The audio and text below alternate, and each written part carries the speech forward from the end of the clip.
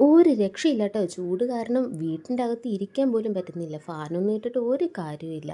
എങ്ങനെയൊക്കെയോ 5 മണിയാക്കി ഞങ്ങളെല്ലാവരും കൂടെ എന്നാൽ കനാലിൽ പോയി കുളിക്കാം, അപ്പോഴത്തേനും ഒന്ന് ഫ്രഷ് ആകും എന്നൊക്കെ പറഞ്ഞ് എല്ലാവരും കൂടെ കുളിക്കാൻ ഇറങ്ങിയതാണേ.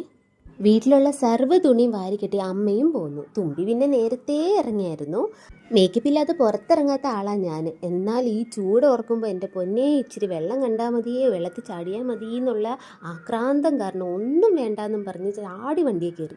അങ്ങനെ ഞങ്ങൾ കാറിൽ കയറി. കുറച്ച് പോകണം കേട്ടോ, അടുത്തൊന്നും അല്ല, ഒരു 2-3 കിലോമീറ്റർ പോകണം. ഇതാട്ടോ ഞങ്ങളുടെ നാട്, നല്ല അടിപൊളി സ്ഥലമാണ്. അപ്പോൾ ഇവിടെ കാണുമ്പോൾ എനിക്ക് എന്താണെന്നറിയില്ല, എപ്പോഴും ഫോട്ടോയോ വീഡിയോ എന്തെങ്കിലും എടുക്കാൻ തോന്നും.